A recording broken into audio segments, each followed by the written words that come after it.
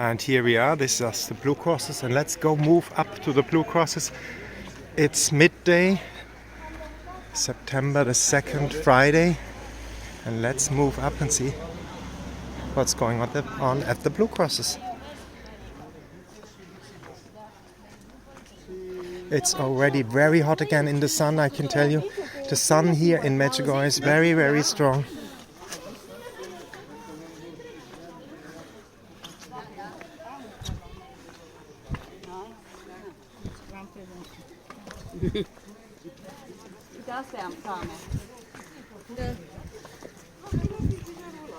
You see how hot it is, Mr. Lady and the handkerchief.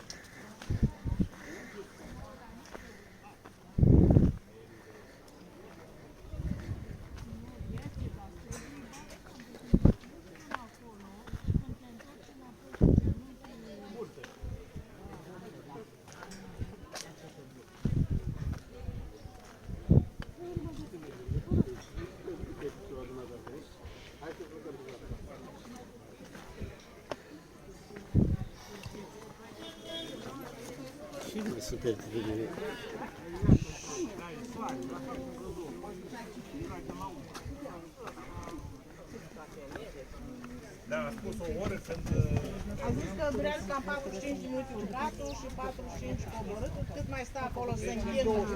This is the way down from the Apparition hill. It's the way down. You can watch videos. I went several times down filming it. And here we are at the Blue Crosses.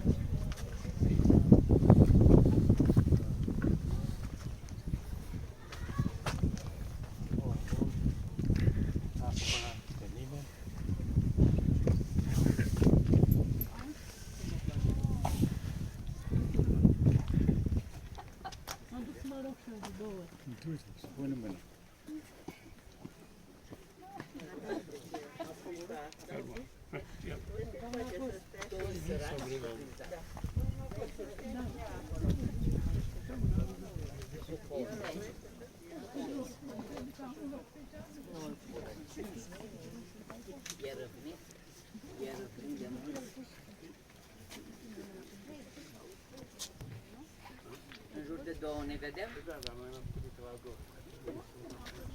La autocar în jur de 2. Cu toată lumea care coboară. Da. Dar la autocar până la urmă? Da. Dar nu 2 spre 2. Nu să urcăm.